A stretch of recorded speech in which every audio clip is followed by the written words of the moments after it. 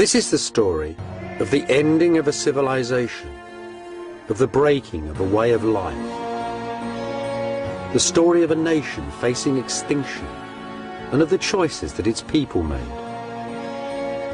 The story of the ending of the Empire of Byzantium and of the beginnings of the modern world.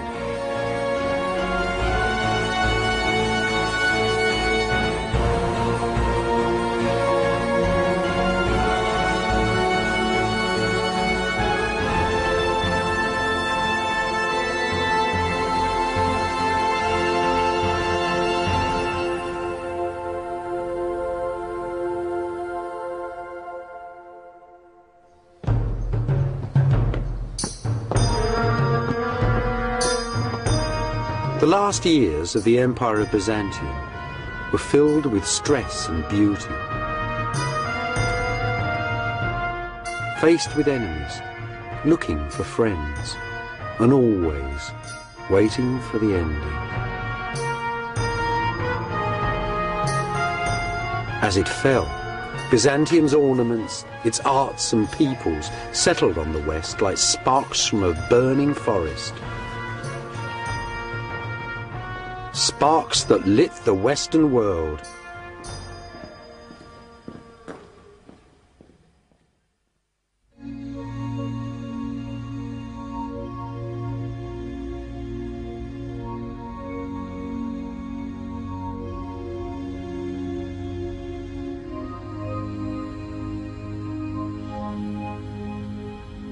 I'm standing high above the Golden Horn in Istanbul, in modern Turkey. I'm standing right on the edge of Europe too. That's Asia over there. Now 800 years ago, from here to the Great Blue Sea was the most famous palace in the world. Its wealth, its beauty, its sacredness was the envy of people from Iceland to China.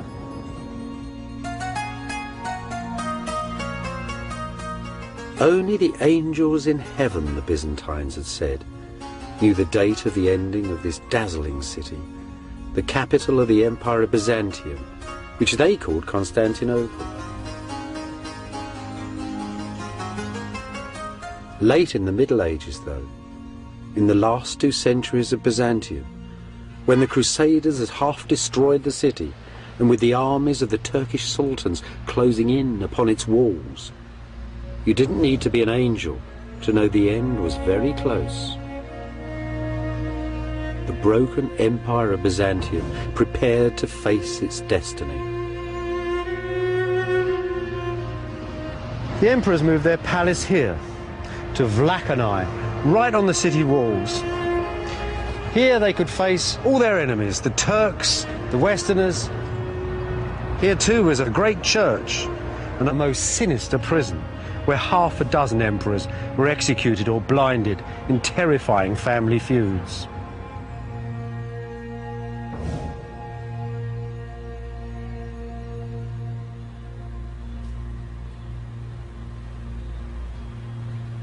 Just like the emperors, Jesus, Mary and all the saints had also moved out onto the city walls. This is the great monastery church of St. Saviour in Kora, St. Saviour in the fields. In the last centuries of Byzantium, the city's greatest icons were in this church, waiting to be paraded round the walls in times of siege.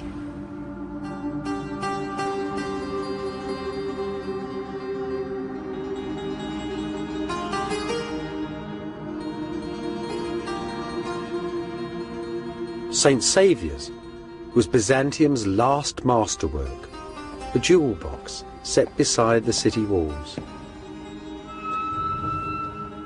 Inside these little city churches, many people found their individual answers to the most terrible dilemma that any culture has to face: the threat of annihilation, of the death of a nation. The imperial crown was stored here, alongside the holy pictures.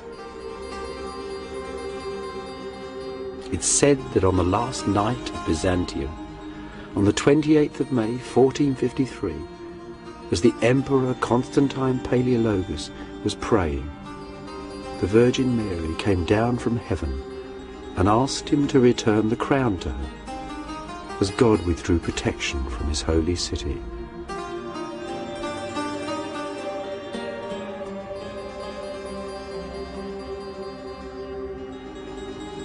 Above the door in shining gold, an image of the church's greatest benefactor, Theodore Metachites, Prime Minister and High Chancellor of Byzantium.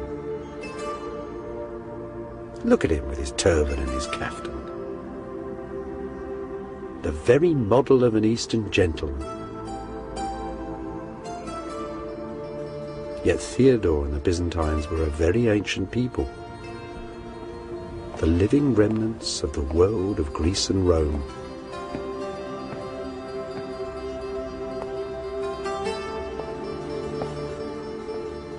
Even by Theodore's day, though, by the 1320s, the great Chancellor had come to the conclusion that Byzantium's ancient heritage was quite exhausted, that all one really had to do was to wait and pray and silently endure. His church is a meditation on eternity.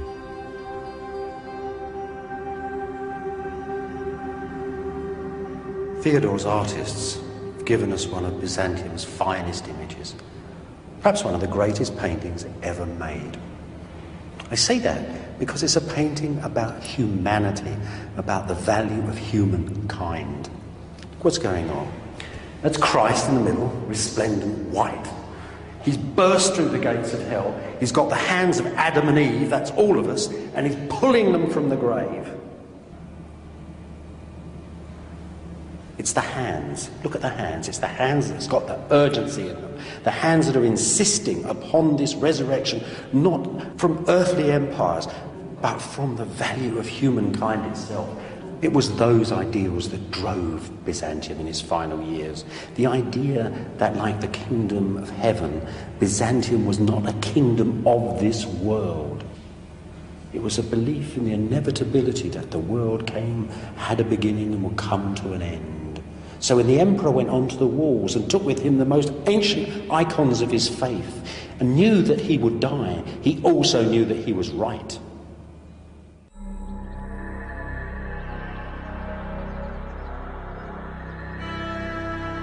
Many Byzantines believed that if an enemy ever broke through these vast old city walls, the very statues of the ancient emperors would come alive and drive the invaders from the city. For them, Constantinople was a sacred city, the centre of the world, inviolable. Yet they too could see the Turkish armies drawing ever closer and their ancient city descending into ruin.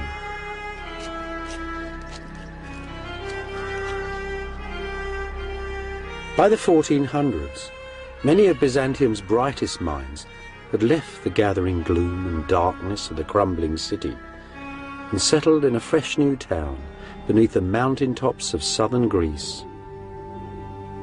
A sparkling town on a hilltop close to the ruins of ancient Sparta, a town called Mystra.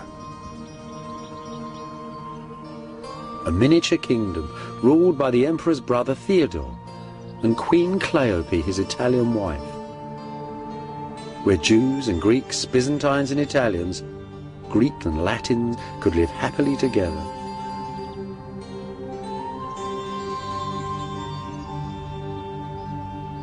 One of the lovely things about Mystra is how small it is, how tiny, how human. Everything here is democratic. As you walk down the street, you'd have bumped into everybody. You might have seen Italian merchants. You might have seen beautiful Queen Cleope walking amongst the flowers. And you might have seen the retired Emperor John, here to visit his family, now a monk buzzing busily from church to church. At the hub of Mystra's life was a charismatic teacher from Constantinople, a follower of Plato, the ancient Greek philosopher, a man called Plethon.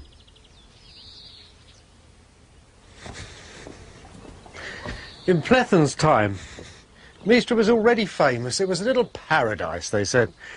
The men were handsome, the women were beautiful, and the stones were from ancient Sparta itself. But everybody knew that they were doomed.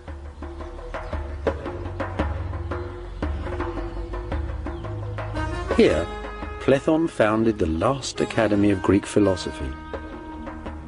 Here, he taught future patriarchs of Constantinople and future cardinals of the Church of Rome as well. As they mingled with the philosophers of late Byzantium, for a brief while, Western visitors to Mistra witnessed the last flowering of the living world of ancient Greece. This is the estate of a grand Byzantine nobleman. Not much left of the garden, just a few wild herbs and a little spinach. But you know, Platon must have lived in a house like this. It really corresponds to the old philosopher's way of thinking about things. Upstairs, the noble family. Downstairs, the servants and the animals. The third class would have been the merchant classes. Lived in a bit of a smaller house. But this is grand. Look at the fireplace. Great big flue going up through the wood ceiling and the tiles to the outside. Just like a modern fireplace with a big canopy going down the front. Those two holes there supporting the wood that held the cooking chain would have hung right down there with a big pot on it with two great stones underneath. Everything was cooked there. If they wanted to roast anything, they'd send it out to a local bread oven. Now, all the rest of the activity of this house went on in one big room. What you've got to think of here is little cubicles with curtains around. The lavatory, the beds, any little private areas that people wanted. This was a very simple life because these were the leading men of Byzantium. Platon was very proud of it. He said that even great Queen Cleopatra herself, who would have lived in a house like this, actually had given up the soft and decadent ways of the Italians and taken up our own innocent behaviour, he said. So you've got to think, old Platon, sitting perhaps in the evening light looking out over the Vale of Sparta, what would he have done? Well, he scribbled letters to the Duke. Platon was very worried about the condition of Byzantium. He thought the world needed reformation, and he came up with all these amazing ideas from ancient Greece. He was a bit of an old fascist, really. A lot of his ideas were terrible, but he was a magnetic character. People loved him. Like all professors, they loved listening to him and didn't take a word of notice of what he said.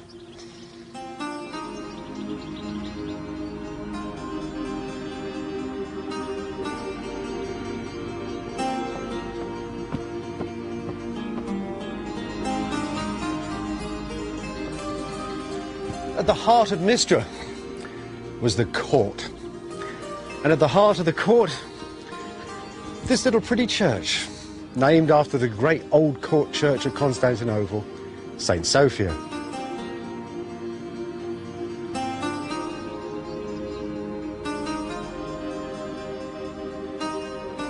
There's not much left here now. Just Christ up there on the wall. And a few beautiful fragments of marble. Most of the church has been stripped out completely. There's even a little double-headed eagle still up there. The double-headed eagle of the last emperors of Byzantium. But the real treasure is here on the floor. Look at this. See that? That stone there, that purple stone, that's imperial porphyry. That's a stone, well, it's the half-magical stone of Byzantium. When this church was built, it hadn't even been mined for 1,000 years. Yet little chippings of it were taken around the world and set in floors like this. It was the stone in which Roman emperors had been born in rooms that were covered in it.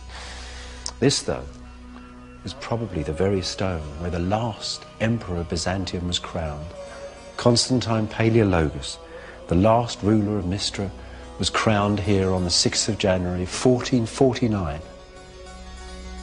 3 years later, he died fighting on the walls of Constantinople as the Turks took the city.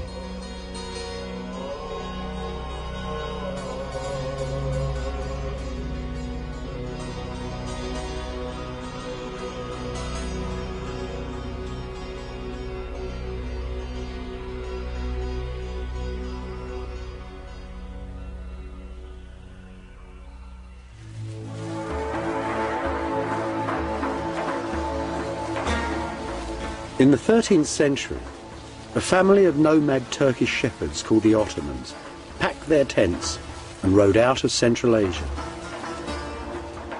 2 centuries later, the Islamic armies of the Ottoman Turks, commanded by members of that same family, had conquered most of the territory of Byzantium and a large part of Southeast Europe too.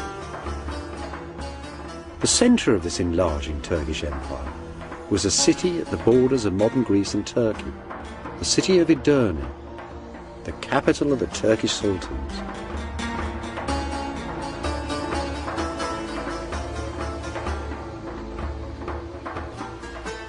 In those days, Edirne was a hectic international city, the city of great mosques, hospitals, concert halls, munitions works, and grand bazaars.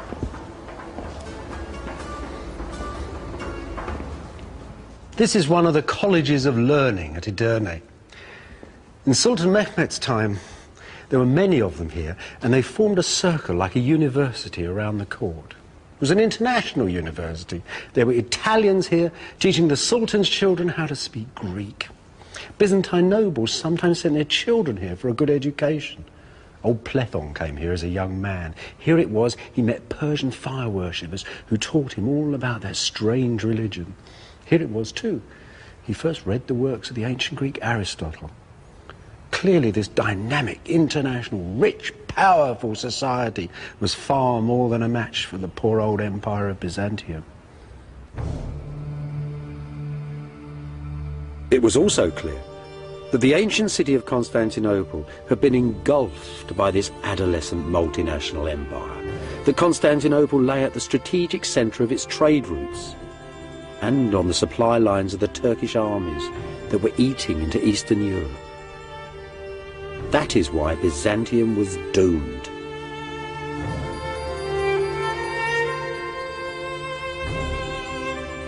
In 1438, the Emperor John VIII sailed out of Constantinople in a last attempt to beg aid from the reluctant West in his struggle with the Turks. After 77 days at sea, the imperial convoy arrived at the friendly port of Venice.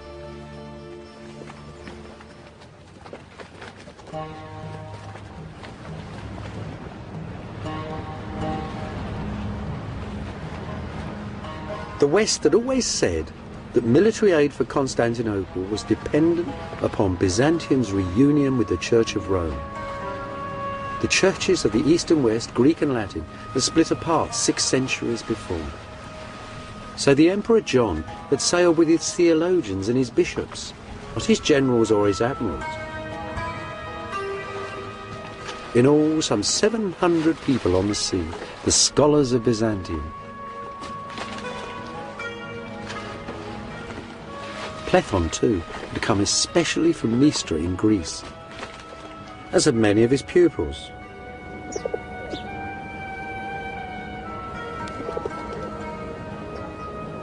The most extraordinary thing about this gathering, that there were bishops and priests from all the cities of the ancient East, all the cities founded by Greece and Rome, the cities of Alexander the Great, the cities of the 7 wonders of the world, all had their representatives at the council, all at once. And all together, it was as if the old world had come to meet the new. But there was plague abroad in northern Italy. 2 Byzantine bishops perished in the first weeks of negotiations.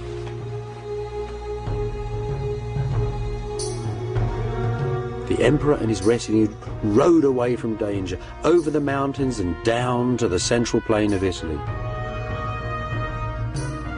Here, perhaps, at Florence, they might forge that union with the West that Byzantium so desperately needed.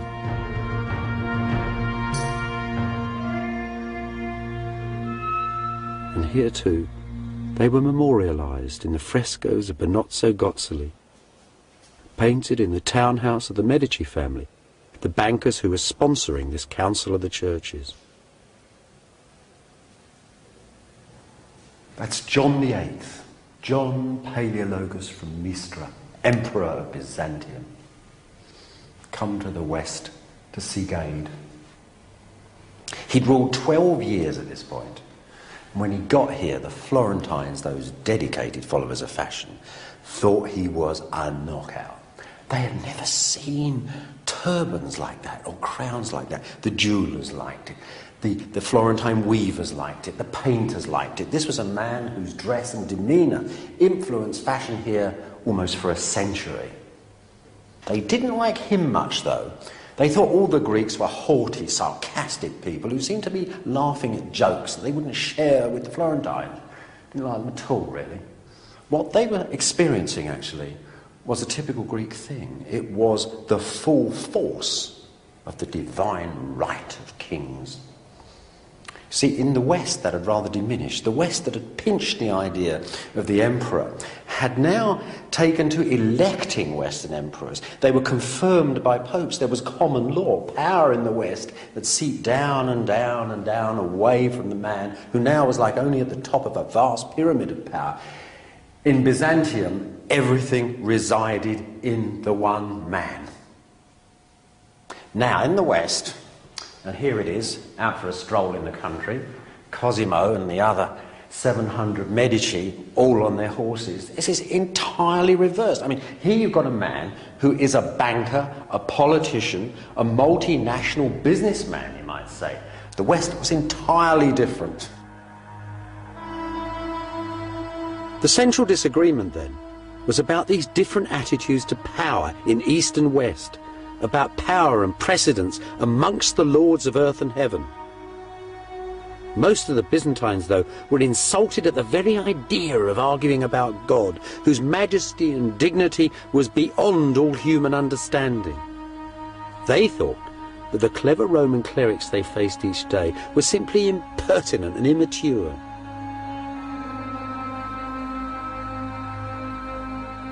After a year of recrimination and debate, the Emperor John, still desperate for military aid, simply ordered his delegation to agree to most of the West's arguments.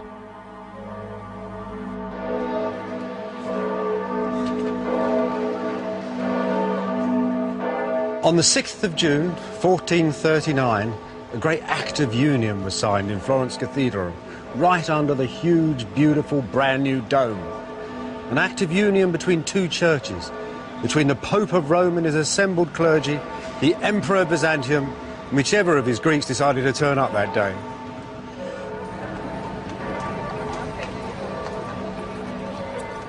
The real buzz in Florence, though, wasn't in the great cathedral, it was in the streets.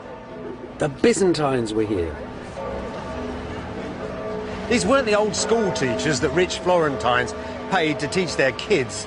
These were the geniuses, the brightest minds of Byzantium. And here they were, carrying all the wisdom of the ancient world, it seemed. Now, the brightest of all these Greeks was Plethon. He taught practically all the people in the Greek delegation.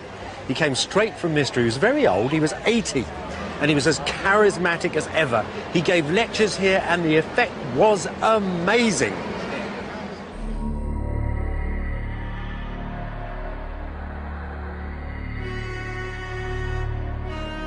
Back at Constantinople, though, the union with Rome caused riots. Italian priests were insulted in the city's churches, and Western Europe sent no aid. Disillusioned, disappointed, the Emperor John died a few years later and was buried here in the monastery of Christ Pantocrator, Christ, Lord of earth and heaven. And at this same monastery, Gennadius the theologian preached that the union with Rome would bring down the wrath of God upon Byzantium.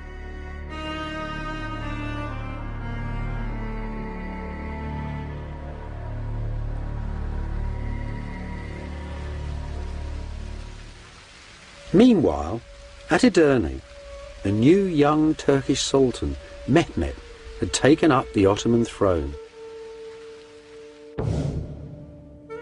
At Constantinople, the new emperor, John's brother, Constantine, soon discovered that he now had a dangerous and most impatient neighbour.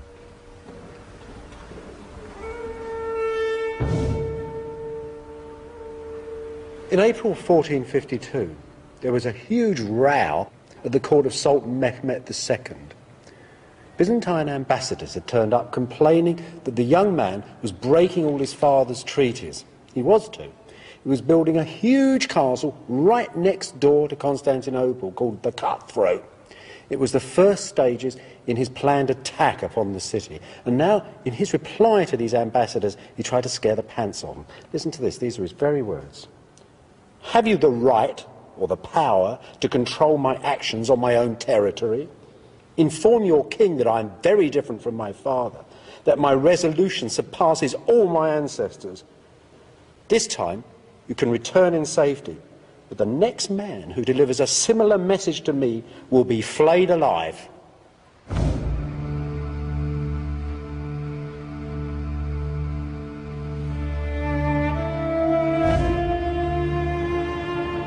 Back in Constantinople, the new emperor, Constantine XI, reluctantly composed his reply.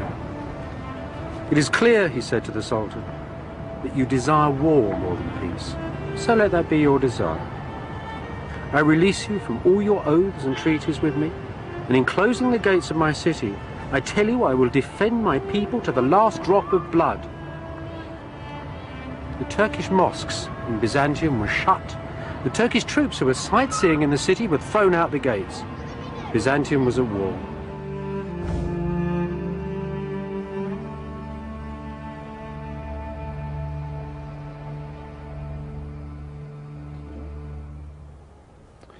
Mehmet was actually very touched by Constantine.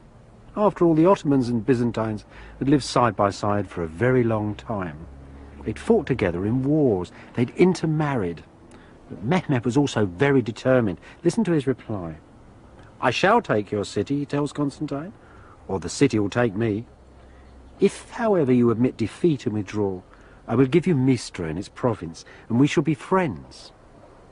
If you deny me peaceful entry, however, I shall slay you and all your nobles. I shall slaughter the inhabitants of your city and allow my troops to plunder it. The city itself is all I want, even if it is empty." Constantine's reply was brief. "You may have anything you want of me other than the city. I will not flee from it, nor will I evacuate it. You may have anything but the city. For the city I would rather die than live."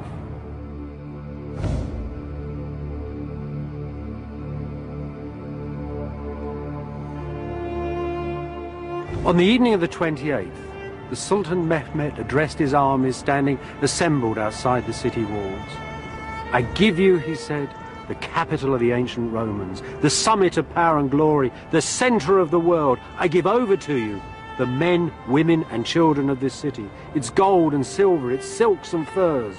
All I want are the buildings and the walls."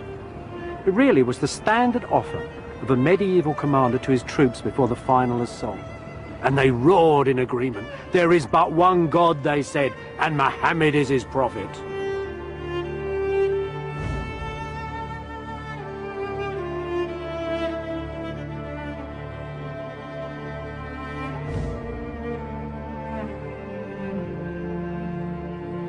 On the fringe of empire, high in the mountains of northern Romania, contemporary Byzantine artists made precious records of the fall of Constantinople.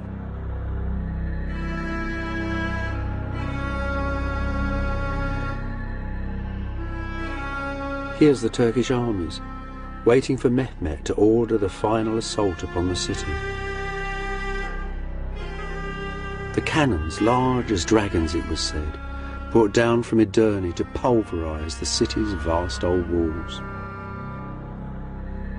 The Turkish navy, fighting all along the Golden Horn, forcing the tiny armies of the Byzantines to fight on two fronts at once.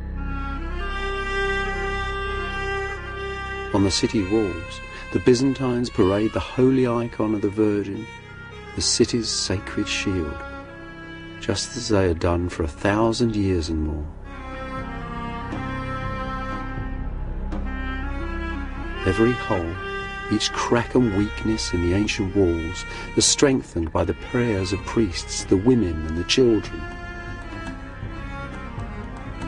There's the emperor, ordering the walls repair with rocks and stones, and the empress too with her ladies. Here, though, the artist is in error. There was no queen. Constantine the 11th, Constantine of Mistra, was childless and a widower.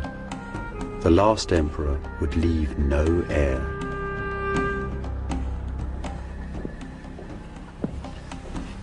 On the last day of Byzantium, an eerie quiet fell over the city.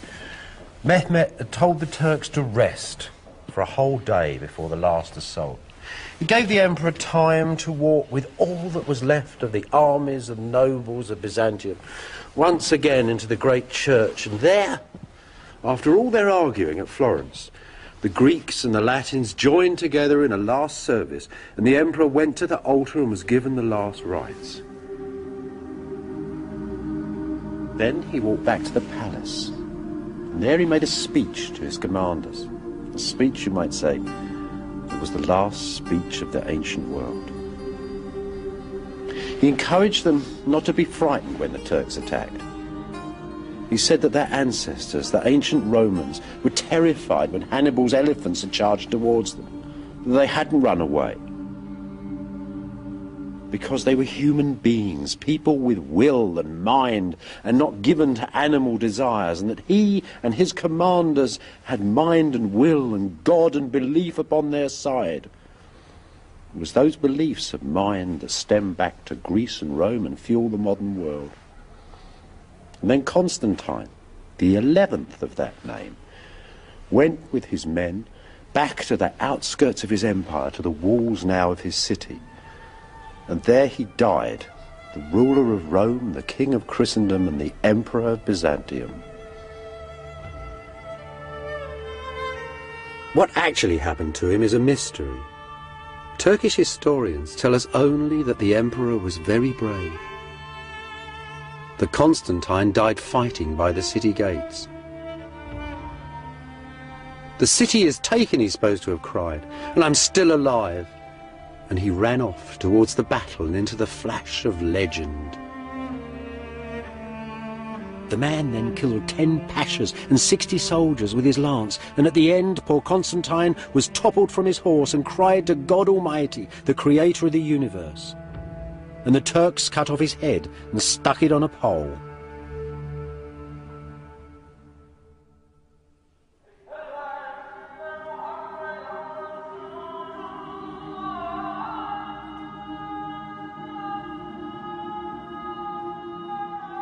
As he rode through the streets of Constantinople on the first day of the Turkish conquest, Sultan Mehmet found whole districts of the sacred city derelict and abandoned, saw hovels and graveyards built amongst the ruins of its legendary palaces.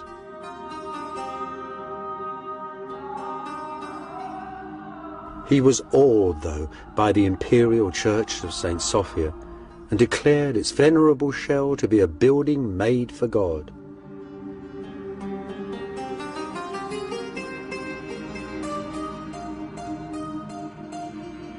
So the church of St. Sophia, the church of the divine wisdom, was converted to the mosque of Hagia Sophia, the mosque of the divine wisdom.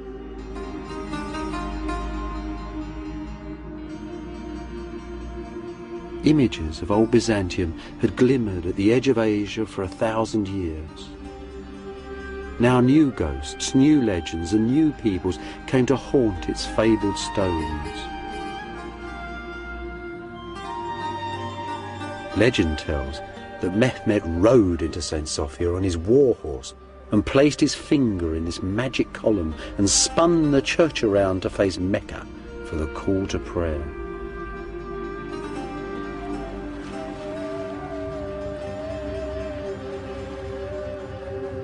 History tells that the Sultan ordered the tomb of Constantine the Great, the founder of Byzantium, to be demolished, along with the burial church of the ancient emperors, and this great mosque, the funerary mosque of Mehmet the Conqueror, was put up in its place.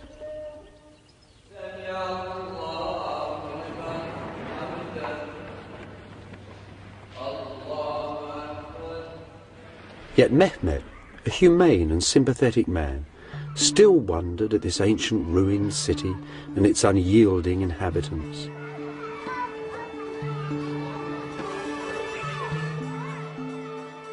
The most eminent Byzantine left alive inside the city was Gennadius the theologian. Mehmet visited him here, in the monastery of Christ Pantocrator. Who were the people of this crumbling ancient city, the Sultan asked him, and what exactly was their faith? Like most of the inhabitants of this most stubborn city, Gennadius would only answer for himself. You may not call me a Greek, he said, because I do not believe as those ancient pagan people once believed. You might call me a Byzantine, because I was born in this city. But I prefer simply to call myself a Christian. He might also have added that he considered himself to be an exclusive member, a leading light of the society that was God's kingdom on this earth.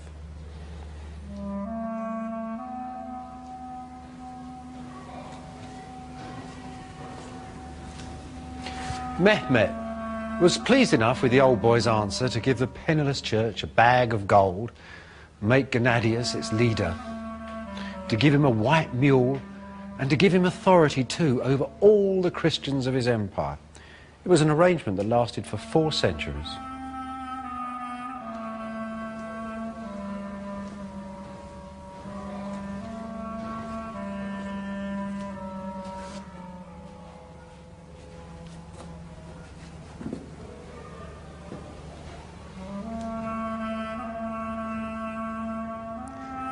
As for Gennadius' beloved monastery, well, its church became a madrasa, an Islamic public school, and one Zayrik became a very famous preacher in this city. Now, when Mehmet first came to the church, his quick eye had noticed a great line of stone sarcophagi along the aisle there. In fact, they were the tombs, the sarcophagi, of the last kings of Byzantium. John of Florence was buried here, his brother, their queens. These he took for his new palace in the city. He also took a slab of stone laid in that trench over there. For centuries, pilgrims had believed that that had been the very slab of stone on which the body of the Lord Jesus Christ had laid after the crucifixion. They said you could still see Mary's tears upon it, glistening like pearls. Over the centuries, Zayrik's school became a mosque. The district became quite poor. The mosque sold off its great white shining marble pillars and put in these baulks of stone instead. And the great screen, the altar screen from the church, whose golden panels now stand on the high altar of St. Mark's in Venice, were turned into that, a minbar, a pulpit for reading the Quran. So it all seems to have gone, doesn't it? But there's still something here. If you lift the carpets of the mosque and go through to the ancient floor underneath, then you'll see a memory of imperial Byzantium.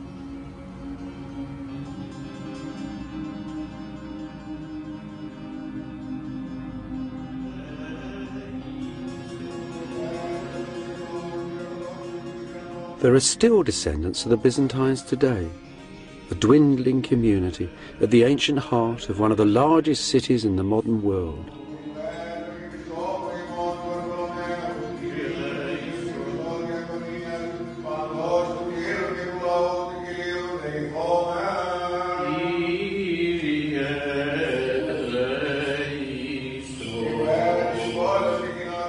Their worship in this sole-surviving ancient church is guaranteed by the proclamations of ancient sultans hanging on its walls.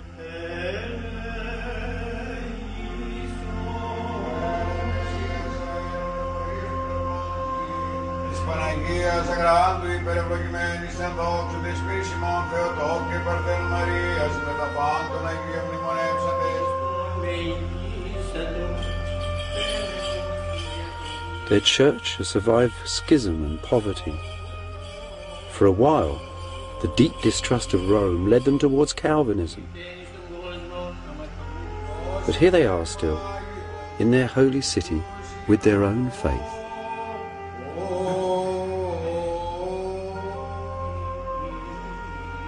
Scattered too through myriads of monasteries and far-flung churches, pale shadows of the ancient earthly empire of Byzantium.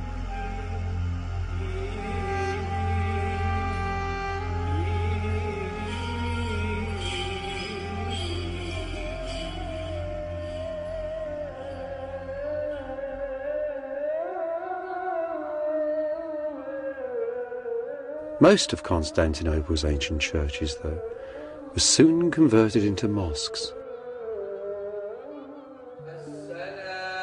This little mosque was once a chapel in the ancient palace of Byzantium.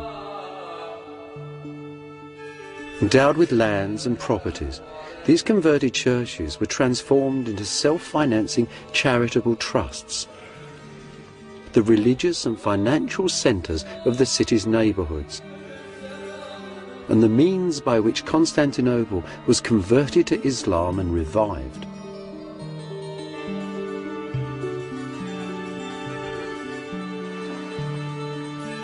Under Turkish rule, Constantinople was to become a rich and thriving city once again, the centre of a mighty empire, just as it had been 1,000 years before. Just before the conquest of Constantinople, a radical young bishop called Bessarion, Plethon's most brilliant pupil, had returned to Italy and had been made a cardinal of Rome. Some historians detect his portrait in this tragic bearded figure talking with Italian friends, chic young men of the Renaissance, painted by Piero della Francesca. Here at Rome, Bessarion did what Byzantines had done at Constantinople for centuries. He made a villa by the city walls. This villa, one of the first in the modern Western world. A memory of old Byzantium. Bessarion spent his life making a memorial for Byzantium by founding an academy of scholars.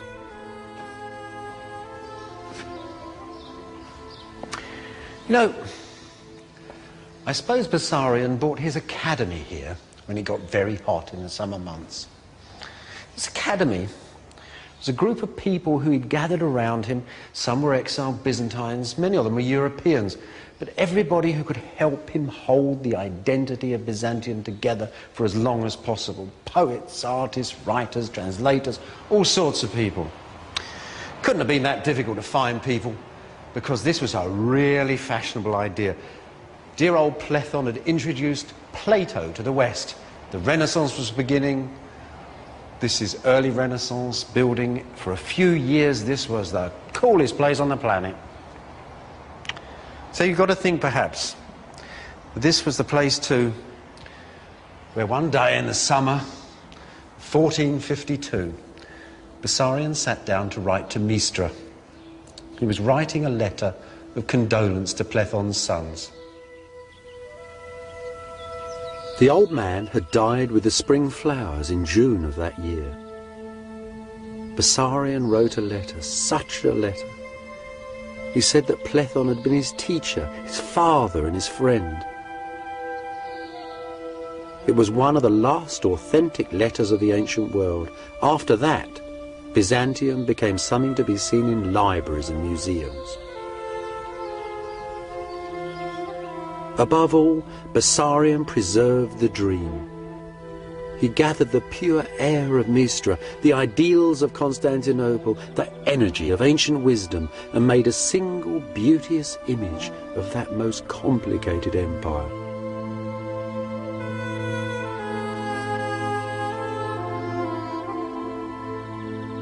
Bessarion was an enabler, a producer, a preserver of ideas and images, the assembler of the largest Byzantine library the world has ever seen. A collection whose fragments are still stored in the great libraries of the West. the man was Mr. Byzantium. He supported huge numbers of fellow exiles.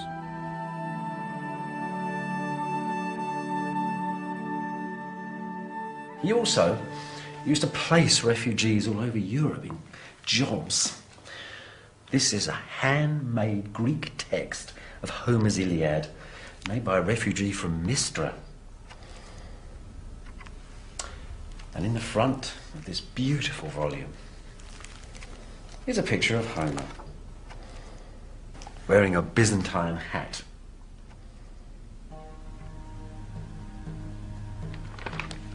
The West had seen nothing like this flood of wisdom that was pouring from Byzantium.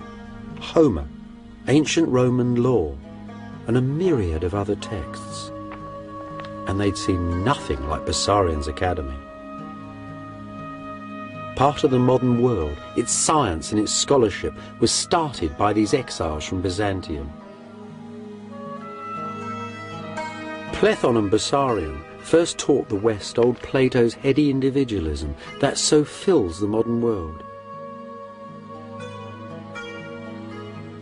Bessarion, too, told a Westerner about an ancient text that inspired Columbus to sail west from Europe on the east wind to America.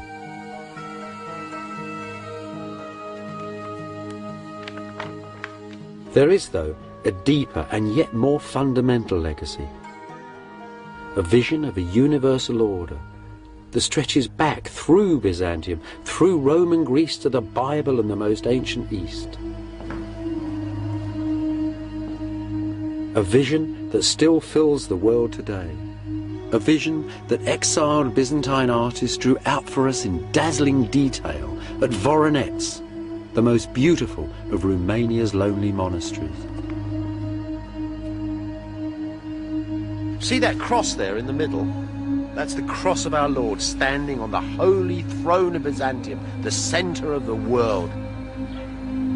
To the left is good, paradise. There's all the lords and ladies of Byzantium pressing through the pearly gates. On the right, hell, the Turks and everybody else, all the bad people struggling to get out. Good and bad, plus and minus, past and future, with heaven above and hell below, and pure energy at the centre. A structured universal order that the modern world still understands and uses every day. And if there's nothing there that you can see from the modern world, just look at those demons, as black as SS officers, prodding their victims towards the ovens. That's a hell we've made reality. Look at that over there in paradise, the tree of life, the centre of man's wisdom, the very plant that the god Gilgamesh 6,000 years ago in ancient Ur in Mesopotamia searched for. To him, the elixir of life was understanding. For us, perhaps, it's penicillin. Then again, there's something here that's unique. Above all the bustle of the world, the lords and ladies, the gods and demons, coming through and behind the very scroll of time itself, the Lord of the universe. The heart of the atom, heaven's order in a grain of sand. Byzantium's fundamental legacy, this image of a universal structure. A universal order is as basic to the order of the modern world as is DNA to every individual in it.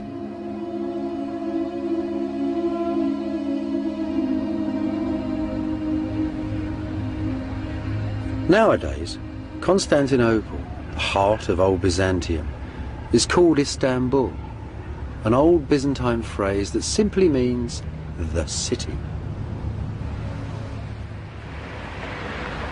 Inside the modern city, though, the past is disappearing.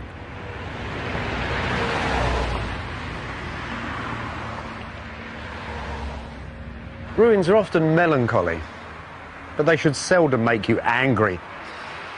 The end of Byzantium wasn't really brought about by the wicked West or the terrible Turk.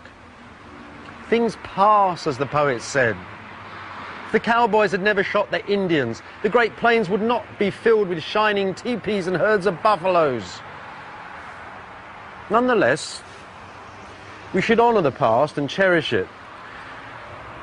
It's a memory, a solid memory of our beginnings. And think of Byzantium too, as a flash of silver, as a dream of jewels, as an image of a god sitting on a golden throne and of an emperor sitting in this palace in his imitation. Think of the culture that gave us the rule of Roman law, in the image of a holy mother, much beloved, caressing a baby child. And think of Byzantium too, this extraordinary empire set between the East and West, whose very ending set those two things far apart, but in whose own time gave so many good ideas to both of them.